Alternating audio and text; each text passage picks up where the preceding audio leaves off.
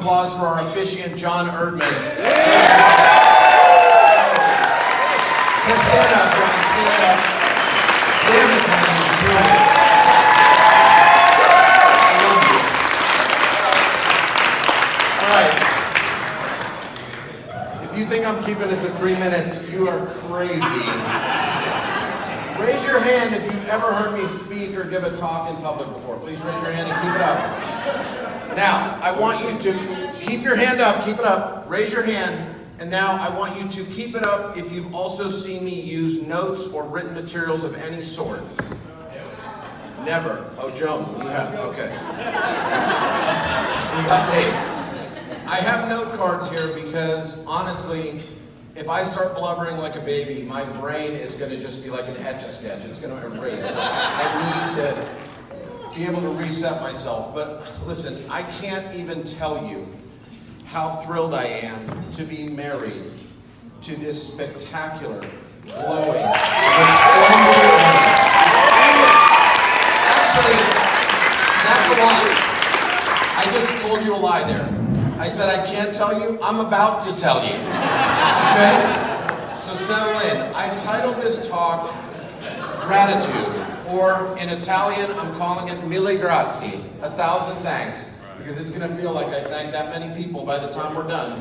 Before I get to Kelly, I want to thank some of the people at this table in front of me, okay? I'm going to start with my son, Jack. Jack, who's 17 now. Jack, I loved you before I knew you, and then you were born, and my love stretched to infinity.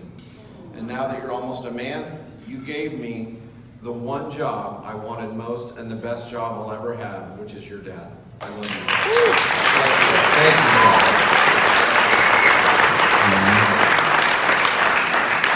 My daughter Kate, 13, smart, poised, beautiful young woman. I'm so proud of you, and you remind me so much of myself at 13, only if I had been cool and popular. So someday you'll have to tell me what that's like, so that I can share with you. You're a force of nature, and the world is not ready for you yet, but I am so thrilled that I have a front row seat so that I can watch it. Thank you. Thank you. I love you. Speaking of beautiful, poised women, my stepdaughter, Courtney. She is so brilliant and so talented. I want to thank you. It's a joy watching you blossom, watching you discover yourself, and watching you share that with the world. And thank you for letting me share a little small crazy bit of that fun world that you live in. I love you and thank you so much.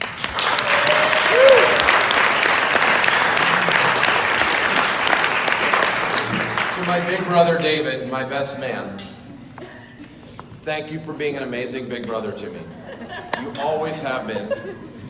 You inspire me to look at the world in new ways. You share joy, you share beauty, and what a rare thing that is in this world. It's inspiring to me to see how you've reinvented your life, moving across the country back to where our roots were. It's just incredible to watch how you have taken on this entirely new life and turned it into something fantastic. And not to be a downer, you have always been a much better brother to me than I've been to you, but you know what? You've loved me anyways. Thank you, and I love you.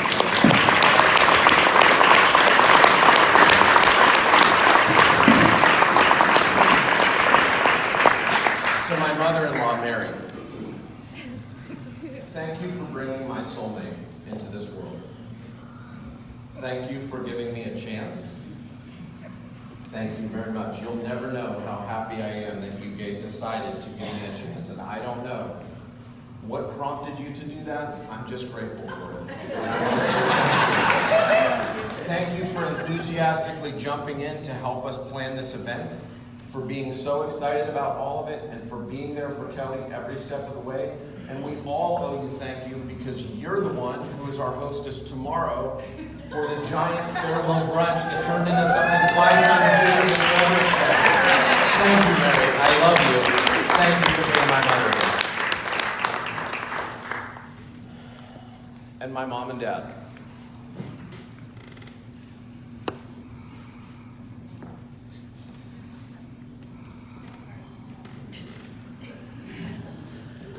a million times over, thank you. More than I can ever say. Thank you for raising me the right way. Thank you for showing me the right way. And thank you for lighting that way with love for 53 years. 2 weeks from now, they'll celebrate their 53rd wedding anniversary, and they've always been Before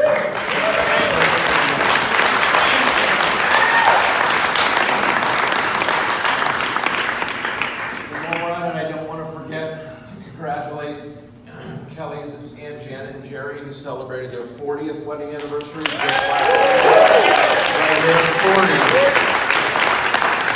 I'll always love Jerry because when Kelly met me, I didn't know this at the time, but Jerry took her aside and said, because he's a good Italian, he said, now that you're with an Italian, you're finally going to get taken care of. And then he said, wait a second, he can cook, right?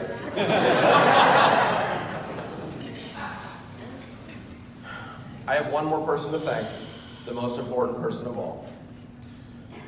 And I want to thank her by telling a story. And this story is one that she knows. She's heard it before. It takes place on our third date.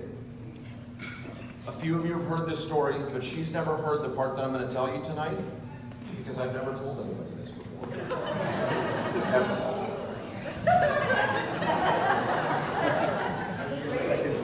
So we were at Left Bank. It was dinner and a movie, our third date. We went to Left Bank in Santana Row to have dinner and then go see a movie. We argued last night about what movie that was. The movie that she thinks it was, I've never seen before. So she was on a date with some other guy that same week. But let's leave that part out of it. Let's focus on the dinner part. So we had been out twice. And I've always said, listen, my criteria for marrying somebody is she agrees to go out with me a second time. Kelly agreed to go out with me a third time, so she had to be the one. Sparks are flying, we're having a fantastic time. We've ordered, we're settling in. I'm trying to close her on the fourth date in the middle of the third date. I don't know which close I used, John, but I think it was a trial close. Whatever it was, it worked. And right there as we're talking, in walks who other but my dad and his best friend Robert Badani. Robert, who's right over here. They walk in, and Kelly looks at me and she says, why are you scrunching down in the booth? And I said, oh, am I? She said, what is wrong? And I said, my dad just walked in. And she said, are you kidding me? No, he's right there. They walked right past us. I had planned to keep her away from my family for at least a couple of months. I'm not going to expose her to that level of craziness until I get my hooks in pretty deep. It didn't matter, because they seated them far away over by the windows on the right. We were in the booth over on the left. So I thought, this is fine. And my dad's vision is so bad, there's no way that he saw us. So we have a great dinner. We have a terrific time. She laughs. She's fantastic. I'm just falling for this amazing, incredible, spectacular woman. I ask for the check. They bring it over. I wave off her persistent but gentle request that we split it. I said, no, I'll have none of that. Hand the credit card, and the waiter takes it away. He comes back about 30 seconds later and said, sir, I'm sorry, your card is declined.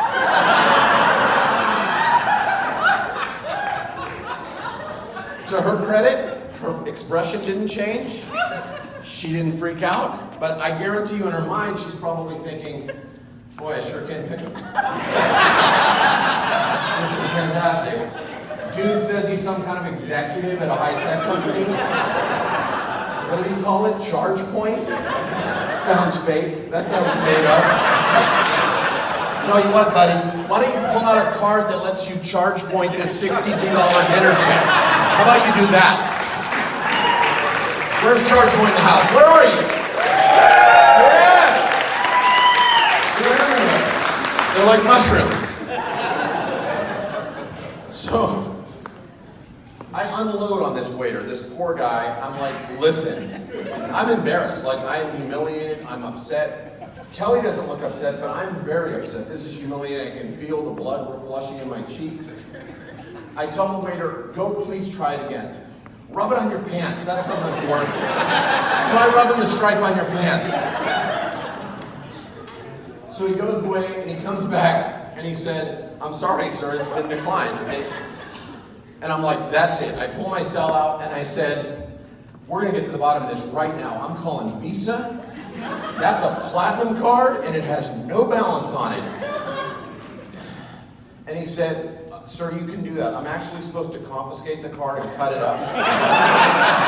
That's what the message on the terminal said, but why don't you just take it back? And I'm apoplectic. I'm so angry. I'm like, this is outrageous. Do you understand? And then I'm like, it hits me. I'm like, oh my God. And I look over to find my dad over by the window, and he's doing this.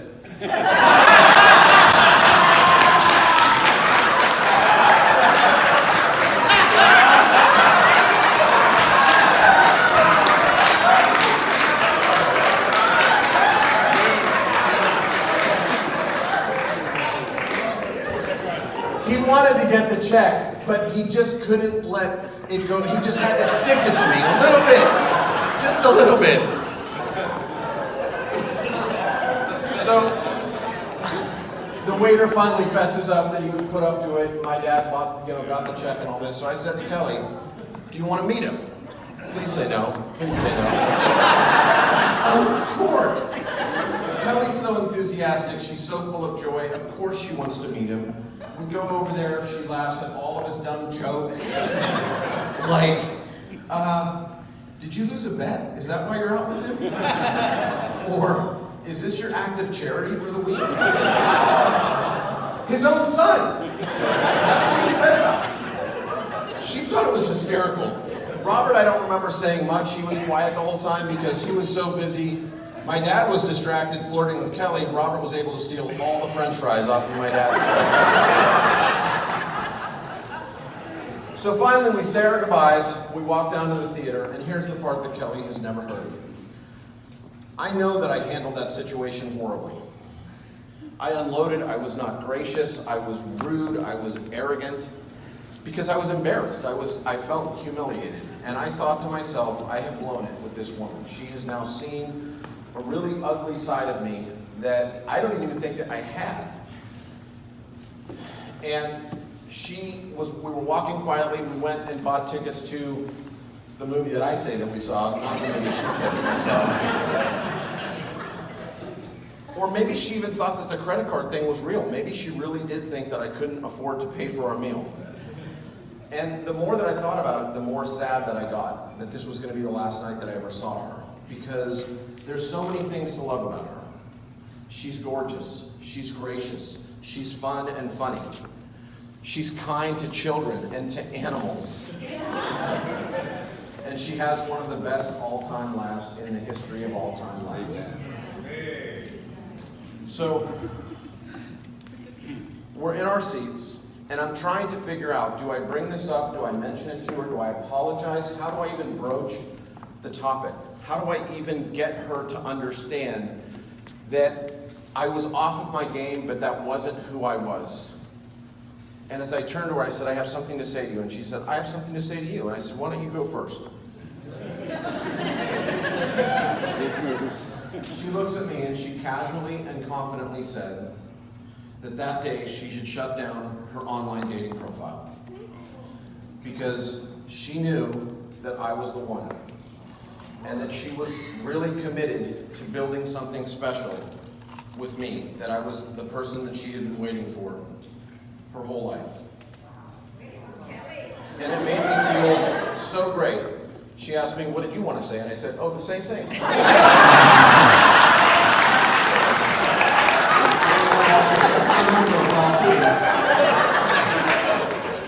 She felt that good about it on our third date. That's when she knew. That's when she knew. And that's when I knew that this was something magical. And that she was someone magical. She's the kind of magic that you marry. My only wish is that I could turn back the clock so that I could find you sooner and love you longer. But you know what, Kelly? I'm not that troubled by that, because I know that my soul would find yours in any lifetime. We're drawn to each other, and I know that no matter where or when we were, our souls would find each other. We're going to walk through this world together, and that makes me the happiest and luckiest man on earth. Thank you for being my wife. What I have with you, I don't ever want with anyone else. I choose you. I love you.